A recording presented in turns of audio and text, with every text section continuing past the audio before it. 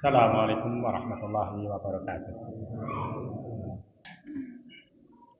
Innal hamdalillah nahmaduhu wa nasta'inuhu wa nastaghfiruh wa na'udzu billahi min syururi anfusina wa min sayyiati a'malina. May yahdihillahu fala mudhillalah wa man yudlil fala hadiyalah. Asyhadu an la ilaha illallah wahdahu la syarikalah wa asyhadu anna Muhammadan abduhu wa rasuluh. Allahumma shalli ala Muhammad wa ala alihi wa sahbihi ajmain.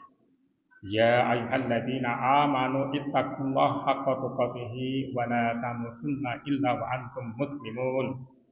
Jamaah rahimahullah, marilah kita panjatkan syukur kita kepada Allah Subhanahu wa taala yang telah memberikan begitu banyak nikmat kepada kita semuanya, baik sebagai individu maupun sebagai warga negara Republik Indonesia yang kita cinta ini.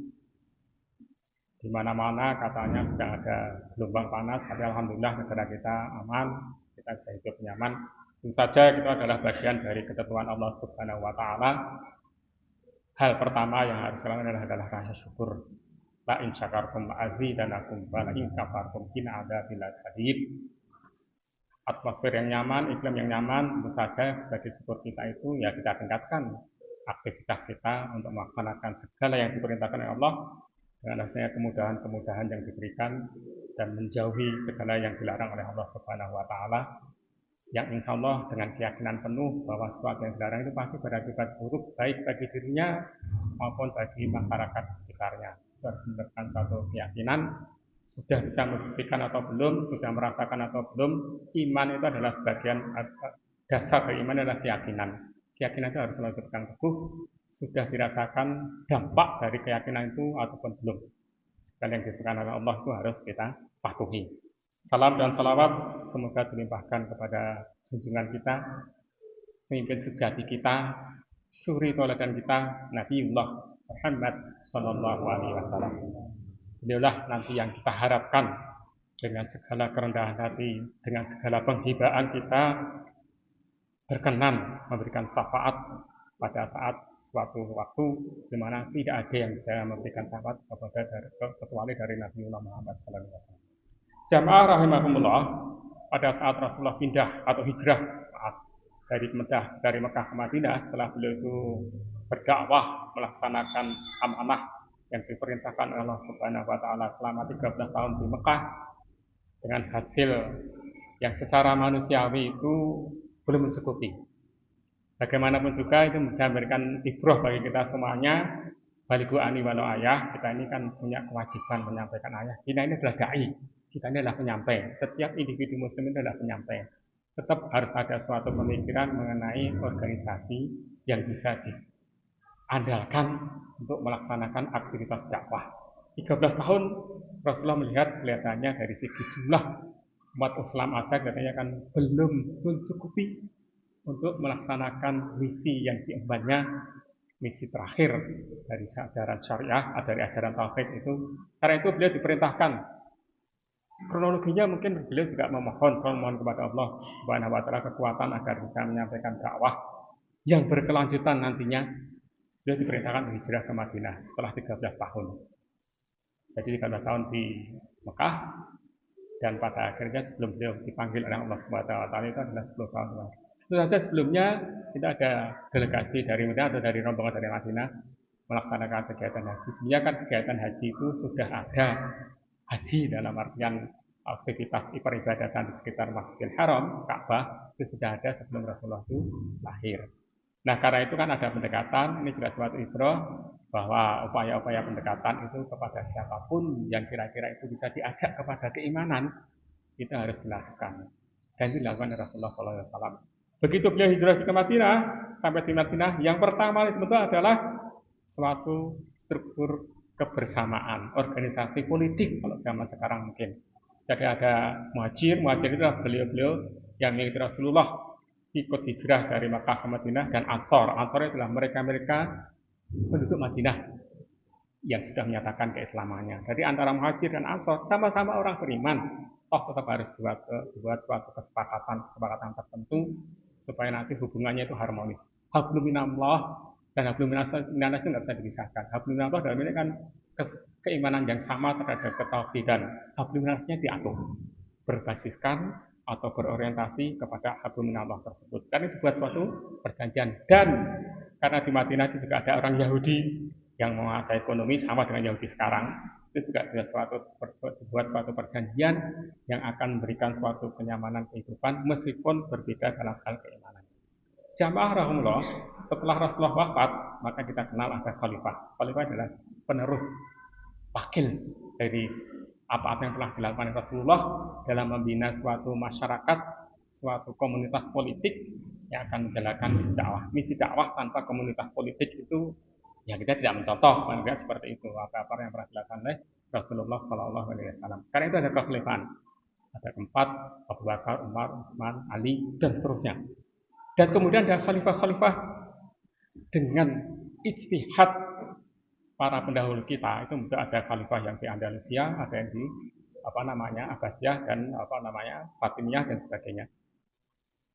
Dan hari ini kira-kira seabad yang lalu lebih dikit kekhalifahan terakhir umat Islam itu dibubarkan. Jadi pada tanggal 3 Maret 1924 Khalifah Utsmaniyah dengan segala catatan apapun lah yang bisa kita sampaikan mengenai kelemahan Khalifah Utsmaniyah, tapi eksistensi dari kekhalifahan itu memberikan manfaat dan itu memang diwasiatkan oleh Rasulullah SAW, memberikan manfaat kepada seluruh umat Islam di seluruh dunia. Pada tanggal 3 Maret 1924 dibubarkan oleh Kemal Atatürk. Orang Barat saya gembira. Sebelumnya dia sudah menggerogoti sedikit demi sedikit. Penjajahan itu kan terjadi sekitar 1500-1600. Itu Khalifah Utsmaniyah itu secara resmi masih ada. Khalifah Utsmaniyah itu ikut terlibat dalam peperangan dunia pertama 1914 sampai 1918. Kebetulan dia memihak kepada Jerman dan kebetulan kalah. Ya nggak tahu lah, mungkin dulu pemikirannya lain, planningnya lain. Tapi dari catatan politik, dari sejarah politik kita lihat mereka itu mengalami kekalahan. Jamaah rahimahullah, nah sejarah, rentetan sejarah seperti itu, selemah apapun organisasi politik umat Islam yang kita kenal sebagai khalifah itu, toh masih bisa dipetik manfaatnya. Sekarang kita terbukti, khalifah itu nggak ada. Dan kita lihat bagaimana negara kecil dengan Israel itu demikian membabi buta, menyerang Rafah 2 hari yang lalu. Seluruh dunia sudah menyatakan jangan, termasuk Amerika. Karena nggak ada. Arab Saudi masih bisa santai-santai saja. Mesir mungkin sedikit lebih waspada. UEA lebih jauh mungkin santai lagi. Kita mungkin juga santai. Apakah hal seperti itu nanti bukan sebagai hal yang akan ditanyakan oleh Allah Subhanahu Wa Taala? Kita sholat ke arah kiblat yang sama. Referensi kita pada Al-Quran yang sama. Tafsiran dari Al-Quran itu adalah hadis yang sama. Kalau ada ijtihad ulama, yang sama, yang kira-kira itu mutabar, yang berkualitas, sama semuanya. Tetapi mereka sekarang kira-kira jam 4 jam 5 jam itu, jadi waktu duha masih dibombardir oleh Israel yang tidak peduli. Tidak ada sesuatu yang bisa menghentikan kami, kata Benjamin Netanyahu kan seperti itu. Siapapun, mungkin dalam itu setan pun nggak mungkin bisa menghentikan kami. Luar biasa kesombongannya. Nah, kita bagaimana? Jamaah rahimahullah, di dalam surat Al-A'raf ayat 172, Allah Subhanahu Wa Taala berfirman sebagian dari surat tersebut, Alastu birabbikum qalu bala sahidna. Bukankah aku ini Rabbmu? Qalu, ya, kami menjadi saksi. Itu adalah pada saat ruh mau dimasukkan kepada dalam janin yang dikandung oleh kita.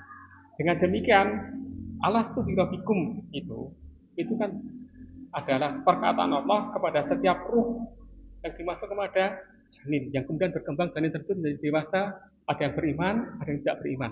Dengan demikian adalah setiap makhluk ciptaan Allah yang namanya manusia, ruhnya pernah dijanjikan sebagaimana yang tercantum di surat Al-A'raf surat ke-7 ayat 172 tersebut. Nah, ini bisa kita pakai sebagai suatu ibrah. Di Amerika, di sponsor oleh di Columbia, di New York, salah satu universitas papan atas, maksudnya protes.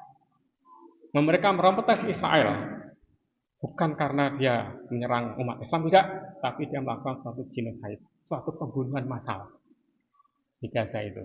Diikuti oleh Ras Amerika, papan ras yang lainnya. Diikuti oleh beberapa ras Eropa. Menjadi pertanyaan refleksi bagi kita semuanya. Mengapa mereka yang kalau kita lihat di filmnya, atau di videonya, tidak semuanya beriman, atau mungkin sebagian besar itu tidak bukan orang Islam, maaf. Tapi kenapa mereka tergerak hatinya untuk membela bangsa, suku bangsa yang kebetulan beragama Islam di Rafah, di Gaza, yang dibombardir secara tidak manusiawi oleh Israel. Yang terbunuh lebih dari 34.000, sebagian besar ibu dan anak-anak. Israel itu kalau dia bisa menangkap suatu sinyal yang dianggapnya sebagai bagian dari Hamas, bom sinyal itu berada seluruh suara lokasi situ. Korbannya banyak. Nah kembali, kenapa dia tergerak hatinya untuk tidak ikut kuliah, dilarang wisuda, tidak wisuda, dan sekarang pada akhirnya dia membuat kemah di kampus dan digusur oleh polisi. Kenapa mereka mau? Jamaah rahimahullah. Nah mungkin ayat Al-A'raf 172 itu memberikan penjelasan kepada kita semuanya bahwa ruh siapapun, entah ruh yang sekarang menempati kita, menempati manusia yang beriman, ruh yang menempati manusia yang belum beriman, itu pernah dijanjikan oleh Allah dan dia bala sahibna. Nah dengan demikian kemanusiaan kalau kita istilahkan itu, ruh yang dulu pernah dijanjikan oleh Allah itu lebih tergerak, lebih dekat kepada kalbu, sehingga mereka berdemo karena tidak sampai hati. Itu nggak masuk akal, itu pembunuhan, bukan perang itu kan gitu.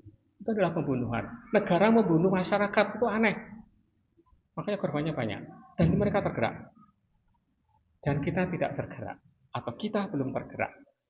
Nah menjadi suatu PR bagi kita semuanya, menjadi suatu pertanyaan kepada kita semuanya, mengapa yang dikategorikan sebagai humanisme, kemanusiaan yang digerakkan oleh ruh yang pernah dijanjikan oleh Allah itu lebih reaktif, lebih aktif memberikan reaksi dibandingkan ruh yang kebetulan ada di diri kita masing-masing dan kebetulan kita termasuk dalam golongan orang beriman.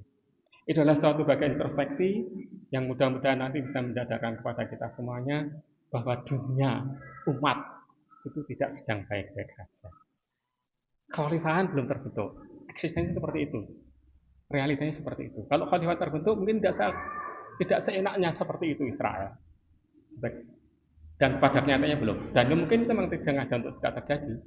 Sehingga kalau kita lihat sesama umat Islam yang ruhnya tadi pernah dijanjikan Allah, alastaghfirullahaladzim, itu tidak bisa kompak untuk membela saudaranya atau membela orang Palestina lah kalau kita mau nggak mengatakan saudaranya itu. Karena bagi orang Amerika, bagi orang Eropa yang mereka yang berdemo itu ya bukan saudara yang seiman kan, ya sesama manusia, saudara sesama manusia, saudara sesama ruh yang pernah dijanji, pernah dinyatakan atau ditanya oleh Allah, alastaghfirullahaladzim, kalau balas saja. Semoga sekarang sudah lebih dari Syawal. Sebenarnya nanti lagi kita akan masuki bulan depan itu adalah Dzulqa'dah. Sekarang Zulhijjah, sekarang Dzulqa'dah, Zulhijjah ada peristiwa besar juga bagi kita umat Islam. Itu Idul Kurban. Idul Kurban itu kan penyembelihannya adalah sebagai manifestasi saja. Intinya adalah keyakinan yang kuat terhadap keimanan. Nah, intinya kan seperti itu. Karena itu orang yang berkorban itu tetap aja dia bisa mendapatkan kemuliaan dari hari raya kurban itu. Semoga dengan demikian nanti kita perbaiki diri kita atau kita tingkatkanlah keimanan kita tingkatkan sensitivitas kolbu kita yang berinteraksi dengan keimanan, masa kita kalah sensitivitasnya dibandingkan mereka yang berdasarkan kepada kemanusiaan semata. Itu ada sesuatu yang mudah-mudahan nanti bisa kita renungkan bersama sehingga pada akhirnya kita bisa nantinya kalau ditanya oleh Allah Subhanahu wa taala itu siap untuk menjawab. Aku lupa ada astagfirullahaladzim li wa lakum.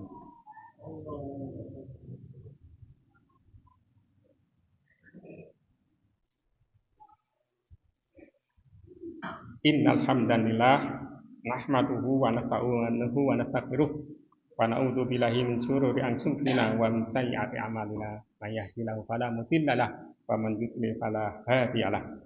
Asyhadu an la ilaha illallah wahdahu la syarika lahu wa asyhadu anna Muhammadan abduhu wa rasuluh. Allahumma shalli ala Muhammad wa ala alihi wa sahbihi ajmain.